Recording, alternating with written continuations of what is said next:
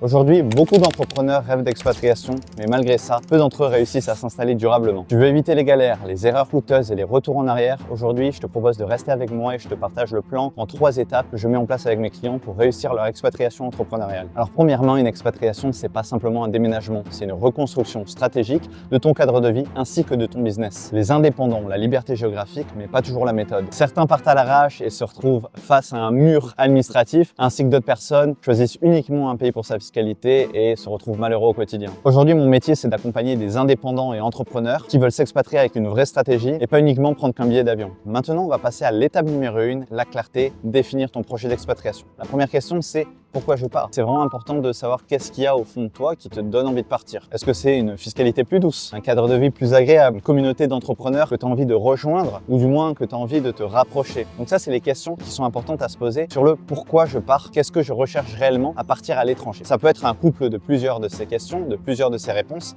mais il est vraiment important d'être au clair avec ça. Une erreur qui est trop fréquente et pour laquelle je dois vous mettre en garde, c'est partir pour les mauvaises raisons. Ça peut mettre tout un projet en péril. Il faut vraiment aujourd'hui se retrouver dans une situation où on est bien avec soi-même parce que sortir de sa zone de confort, sortir de son contexte, ça va faire remonter pas mal de choses en vous. C'est pour ça qu'il faut bien comprendre pourquoi on part et être relativement sain dans sa tête avant de partir. C'est quelque chose que j'ai vu récemment avec un client qui partait pour des raisons uniquement fiscales. Et au final, en fait, ce qui lui importait le plus, c'était un environnement entrepreneurial. Donc il y a des pays où la fiscalité est un petit peu moins douce que certains paradis fiscaux ou autres, mais en revanche, il y a peut-être plus de communauté francophone ou d'entrepreneurs qui pouvaient lui correspondre. Dans mon expérience personnelle, la première fois que j'ai été amené à m'expatrier, c'était il y a bientôt 5 ans aujourd'hui. C'était uniquement pour des raisons professionnelles, c'était une opportunité. Je partais simplement pour un temps donné et puis je savais que j'allais revenir. En revanche, quand je suis revenu, c'était pour les gens, c'était pour les personnes que j'avais pu rencontrer. Si vous êtes dans une première expatriation, c'est cette question que vous devez vous demander. Pourquoi je fais cette étape-là? Pourquoi je franchis ce cap? Maintenant, passons à l'étape numéro 2, la partie stratégie, aligner ton business ainsi que ton mode de vie. Il faut vraiment choisir un pays,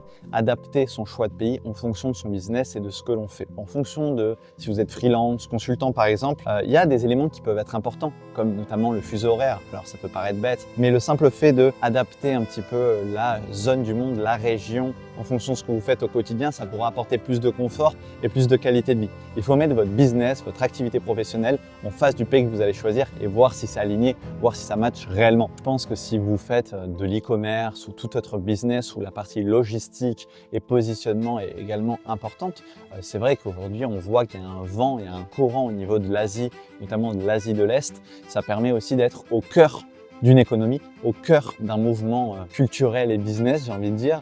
Tout ce que dégage, toute la dynamique que dégage un pays et une région du monde peut aussi vous inspirer et vous pousser vers le haut dans votre business. Ça, c'est vraiment pas à prendre à la légère. Je pense que si vous êtes aussi créateur ou autre, peu importe votre business en réalité, le cadre de vie, s'il match réellement avec votre activité, ça peut être vraiment le combo gagnant pour vous pousser à avancer, à continuer d'avancer, d'être dans un cadre inspirant. Sans parler du fait du côté coût de la vie. Évidemment que si vous êtes dans une volonté de croître, peut-être un pays où le coût de la vie est un petit peu plus bas, ça vous permettra de réduire les dépenses qui sont obligatoires, les coûts fixes, pour pouvoir un maximum réinvestir et pouvoir avoir une belle qualité de vie dans un pays où vous pourrez vous concentrer sur votre business. Si tout ce qui est nourriture, ménage, toutes les choses du quotidien, vous arrivez à les déléguer, vous pourrez vous concentrer sur ce qui est très important. Moi, ça fait des années que je ne me fais plus à manger ou autre, que je fais plus les courses parce que soit je peux manger à l'extérieur, dans des restaurants, ça ne veut pas dire manger mal, ça veut dire que je m'occupe plus de la partie faire les courses, etc. Le ménage, c'est délégué. En fait, je pense que c'est important aussi de se dire, utilisez le choix du pays comme un levier sur votre business. Ça peut réellement être un point fort pour vous. Les facteurs clés et déterminants de votre choix de pays pour votre expatriation sont très importants et je vais vous les lister. Premièrement, je le disais, la fiscalité, mais pas que. Pas que parce que, comme vous avez pu le voir dans le point précédent, c'est important de ne pas se focaliser uniquement sur un point, uniquement sur un facteur. Et la fiscalité, ça veut dire quoi? Ça veut dire comprendre quelle est la fiscalité du pays qui va s'appliquer à vous, si vous en devenez résident fiscal. C'est important de comprendre réellement votre profil fiscal et le modèle fiscal du pays pour savoir si ça vous correspond en tant qu'entrepreneur, en tant qu'indépendant. Je sais que c'est très à la mode de taper sur Dubaï, de taper sur l'expatriation, etc. Surtout l'expatriation uniquement pour des raisons fiscales. Je donne l'exemple de Dubaï parce que j'ai vu ça récemment avec un entrepreneur qui est parti juste pour les impôts et au final ça a été dur pour elle parce que cette personne-là en particulier a vraiment ressenti l'isolement social et en fait case départ. Le problème c'est que revenir au case départ c'est des coûts, c'est de la perte de temps, c'est du temps qu'on aurait mieux aimé investir sur son business ou autre. C'est pour ça que le choix du pays pour les bonnes raisons est important. C'est ce que je fais aujourd'hui au quotidien, vous mettre dans les meilleures conditions sur place pour pouvoir prendre tout ce que le pays a à vous apporter. Deuxième facteur clé d'un bon choix stratégique de pays, ça va être le coût de la vie. Le coût de la vie, ça ne veut pas simplement dire pas cher, ça veut simplement dire adapté à vos revenus. Si vous êtes vraiment encore dans ce développement de votre entreprise ou autre, le choix du pays, son coût de la vie va être crucial. Avoir le bon ratio entre coût de la vie, qualité de vie, fiscalité, etc. et qu'est-ce que vous allez pouvoir faire sur place avec vos revenus. En fait, c'est vraiment important de toujours remettre les choses de leur contexte, adapter le pays, la situation du pays avec ce que vous pouvez faire et vos capacités en tant qu'entrepreneur, en tant qu'indépendant. Un des facteurs clés tellement importants, c'est la langue. Aujourd'hui, vous parlez peut-être sûrement anglais, du moins j'espère, ça peut vraiment vous aider pour votre développement international. Mais si vous ne parlez pas anglais, c'est pas grave. Il y a plein de pays aujourd'hui où il y a une communauté francophone bien implantée, même si la langue nationale, même si la langue officielle n'est pas le français. Je prends l'exemple de Malte. Malte, ça parle le maltais ainsi que l'anglais. Mais il y a un énorme ratio de francophones installés, ce qui fait que vous pourrez quand même vous retrouver dans un contexte où, même sans parler la langue locale, vous pourrez vous développer, faire des rencontres, etc. En revanche, je vous pousse réellement à développer un de ces skills d'une langue étrangère, ce qui vous permettra d'ouvrir le champ des possibles de manière exponentielle. Quand on recherche à s'expatrier, il y a aussi le fait, comme je le disais juste avant, d'utiliser une expatriation comme un levier de croissance dans votre business et dans votre vie perso et pro. Un facteur important, c'est est-ce qu'il y a un réseau entrepreneurial, est-ce qu'il y a une communauté d'entrepreneurs, de personnes qui me ressemblent ou du moins que j'aspire à ressembler dans le pays, dans la région que vous allez cibler, voire dans la ville, si vous êtes encore plus précis. C'est d'ailleurs ce que je fais aujourd'hui au quotidien avec mes clients, c'est vraiment regarder tous les éléments qui sont importants pour un entrepreneur et si la partie réseautage, la partie communauté entrepreneuriale est très importante pour vous, il va falloir cibler ces régions du monde, ces villes où il y a une forte concentration de personnes comme vous. Je vous mets à disposition des contacts que j'ai, dont je pouvais directement vous donner le WhatsApp ou autre, qui vous permettront de gagner du temps, gagner de l'argent, etc. Prendre des raccourcis qui ne sont pas des raccourcis à la va-vite, mais des raccourcis de personnes qui ont déjà l'expérience. Et des entrepreneurs qui sont déjà installés, des gens qui ont déjà ce vécu dans la ville, etc. Ça peut être un réel plus, et je pèse mes mots, sur le bon déroulement de votre expatriation et sur le fait de continuer à développer votre business et votre carrière de cette manière-là. Le bon choix de pays pour toi n'est pas forcément celui qui est à la mode, mais celui qui correspond le mieux à ta vision de vie et à ton business. Maintenant, on va passer à l'étape numéro 3 qui est vraiment l'exécution et le passage à l'action sur toutes les démarches administratives, etc. que vous allez devoir faire et surtout ne pas rater. Les démarches qui sont vraiment incontournables, ça va être tout ce qui est visa et statut de résidence. Une fois que vous avez votre choix de pays, il faudra regarder le visa qui est adapté à votre situation. Le visa qui vous permettra de réellement rester sur du long terme. Parce que tout ce qui est visa run, etc., je pense qu'il faut oublier. Pour moi, c'est absolument pas une solution sur le long terme. Le choix aussi de la bancarisation, le choix bancaire, ainsi que la fiscalité. Normalement, si vous avez choisi votre pays qui vous correspond réellement, notamment sur la partie fiscale, vous devrez être assez au jour.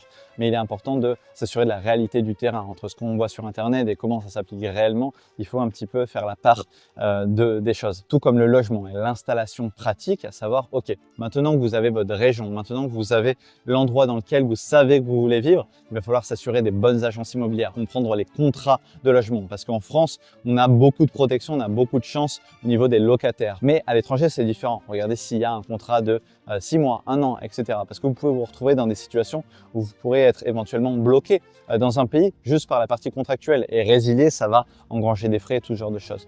Je donne l'exemple de la Thaïlande parce qu'aujourd'hui, je suis ici, je ne peux pas parler de tous les pays. On est sur un contrat généralement de minimum 1 an. Alors, si vous voulez avoir un contrat de moins longtemps, à savoir 6 mois, il faut négocier. Ça, c'est des choses à prendre en considération et le bon choix de la bonne agence immobilière, du bon propriétaire, c'est vraiment important. Pour tout ce qui est démarche incontournable, un des derniers points qui est réellement très important, c'est le coût réel d'une installation. On peut évidemment tout budgétiser et c'est d'ailleurs ce que je fais avec mes clients, faire une enveloppe un petit peu d'un budget à prévoir, mais en réalité, sur le terrain, il y a toujours des choses à prendre en considération. Je sais pas, imaginons vous arrivez dans votre logement, mais finalement les meubles ou autres ne vous plaisent absolument pas, ne vous correspondent pas, c'est un exemple tout bidon, mais c'est pour vous dire, il y a toujours des frais additionnels, il faut prévoir pas à l'euro près, parce que ça ne sera pas la réalité. Il faut toujours se laisser de la marge et prendre un maximum d'éléments en considération pour faire une enveloppe budgétaire qui soit la plus réelle et la plus proche dans votre future installation. Je vais vous donner maintenant 3 erreurs les plus fréquentes que je vois le plus souvent sur la partie passage à l'action. La première, c'est penser que tout est automatique. Pensez que tout est comme dans votre vie d'avant. Tout est comme en France. C'est vraiment important de prendre un petit peu de recul, déconstruire un petit peu toutes nos croyances limitantes et déconstruire le fait qu'on est dans un autre pays. C'est difficile pour le cerveau de se dire j'ai changé de pays, les gens sont différents, mais dans la réalité, c'est toujours un petit peu différent, surtout quand vous sortez d'un continent, quand vous sortez d'une région comme l'Europe ou autre. La deuxième partie que je vois le plus souvent, c'est ne pas prévoir de plan B en cas de blocage administratif. C'est pour ça, généralement, quand je travaille avec mes clients, on a toujours une liste de 1 à 3 pays, une shortlist de 1 à 3 pays qui permet au maximum de se donner un plan B si besoin. Généralement, il n'y a pas besoin d'aller jusque-là, mais c'est toujours important si le pays, si le choix du pays ou le visa est refusé ou peu importe. Ça m'est arrivé personnellement, notamment en Malaisie, que le visa m'avait été refusé.